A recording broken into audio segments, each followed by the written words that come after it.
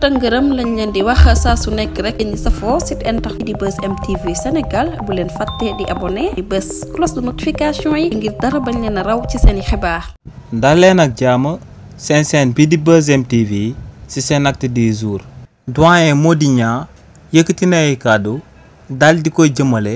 ci taxawaayu Thierno Alassane Sall ci coow li nga xam ne dafa jaar ci diggante Cheikh Tidiane Dièye ak Cheikh Dieng te mu ñeewal coowal ONAS bi si li ni mel doyen Mody Dieng ne taxawaay bu Thierno Alassane Sall am jëmale ko ci coowal ONAS bi nga xam ne dafa jaar ci diggante Cheikh Tidiane Dièye ak Cheikh Dieng lu muy rafetlu la lu muy saluer la ndax ne li ni mel bu ko Thierno Alassane Sall amalee kookee dafa bëgg transparence ci gestion publique bi ci réew mii di Sénégal te ne nu mu xamee président de la république bii di président Bassirou Diomaye Faye ak premier ministre am bii di Ousmane Sonko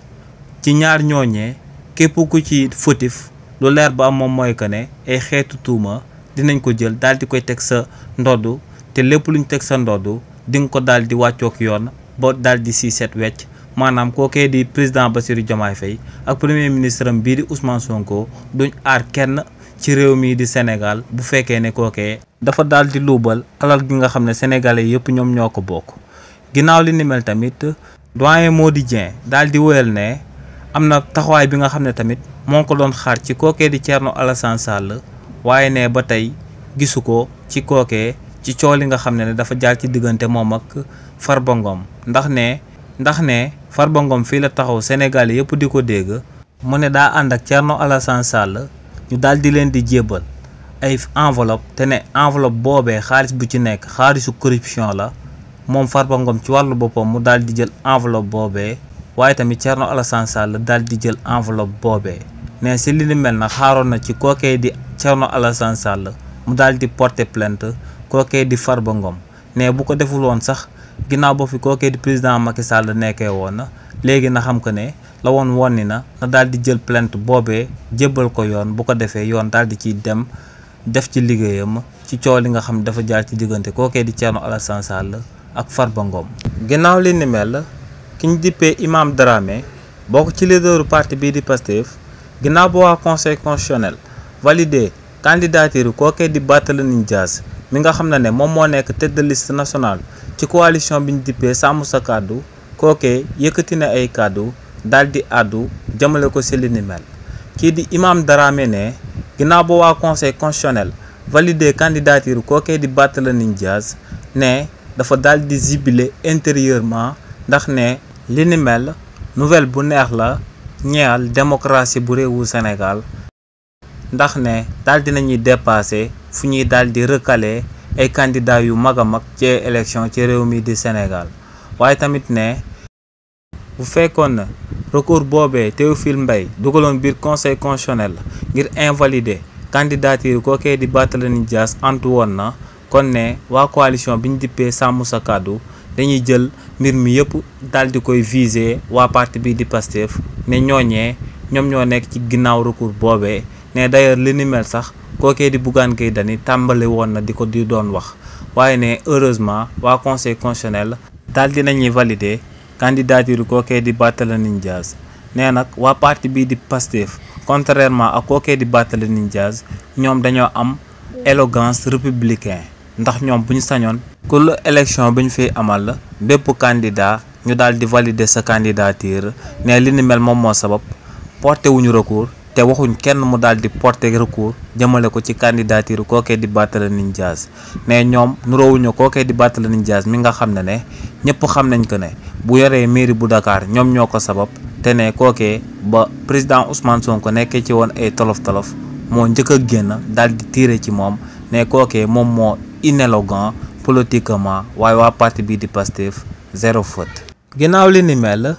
kii di wuyoo ci turu Issa Bocar Thiam te mu nekkoon fi ancien ministre de la télécommunication ci régime kookee di président Macky Sall génn na daal di xamal sénégalais yi lu sabab kookee di président Macky Sall dina ma nekk tête de liste seen coalition bi ñu dippee Takku Wallu Sénégal waaye tamit kookee daal dinay dëggal que ne kii di président Macky Sall dina dellusiwaat ci réewu Sénégal daal di fi amal ay campagne électorale. si li ni mel Issa Bocar Thiam ne lu sabab kookee di président Macky Sall na ma nekk seen tête de liste ci coalition bi ñu dippee Takku Wallu Sénégal moom mooy que ne ginnaaw ba ko président Bassirou Diomaye Faye wutoo ci bopp réew mi te li ni mel di mot ci 6 mois ne réewu Sénégal dafa nekk ci crise bu profond te ne kookee di président Macky Sall moom mooy l'homme de la situation ne kookee rek moom moo war a mën a ñëw wàllu Sénégalais yi ci crise buñ daal di nekk. waaye tamit kookee di Issa Bocar Thiam daal di wéyal ne lu leer ba am moom mooy que ne si lu yàggu dara ancien président de la république bii di président Macky Sall dinañ ko gisaat ci réewu Sénégal mën na mu fee amal ay campagne électorale ndax ne kookee di président Macky Sall defi fu lu ñaaw li nga xam ne war naa mën a sabab muy ragal a daal di doxantu fenn ci réew mi di Sénégal. kookee di Issa Bocar Thiam nag kàddu mu yëkkati dañ koy ñaanal mu daal di antu ba ancien président de la république bii di président Macky Sall am fitu ne day dellusiwaat ci réewu Sénégal di fi amal ay campagne électorale ba sénégalais yi daal di koy dunduloo lu muru dajul ci fuur bu boobaa dina daal di comprendre moom kookee di président Macky Sall ak waa parti bii di APR que ne kookee di président Macky Sall lu des ci ngiiru dundam persona non grata la ci réew mi di Sénégal. ba tey si li ni mel kii di Fadilou Keita di directeur général bu CDC daal dinay tontu kookee di Bocar Thiam daal di koy xamal que ne kii di président Macky Sall bis bu tegee tànkam ci réew mii di Sénégal ci kaso bi lay daal di fanaan. si li ni mel Fadilou Keita ne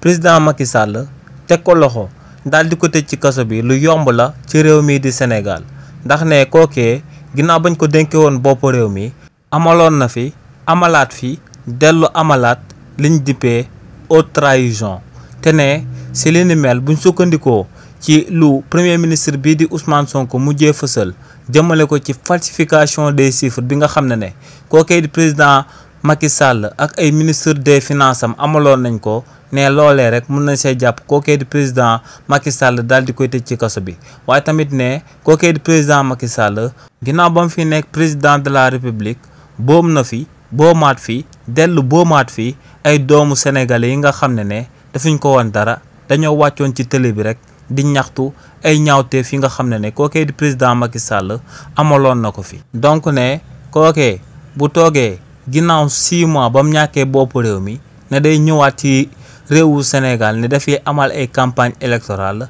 ne si li ni mel état bi moo ko ciy xaar de pied ferme ne kookee di président Macky Sall bis bu tëppee ci bopp réew mi ne day amal ay campagne électorale ñeel élection législative anticipée yuñ fi na ma amal ne ci bés boobee ci guddi gi ci kaso bi lay fanaan ndax kookee amal na fi amalaat fi dellu amalaat fi liñ dippee haute trahison te ne buñ ko ci jàppee rek dañ koy tëj ci kaso bi. lii lañ leen andiloon comme actualité ñoo ngi leen di jox dig daje ci yeneen i mbir incha allah.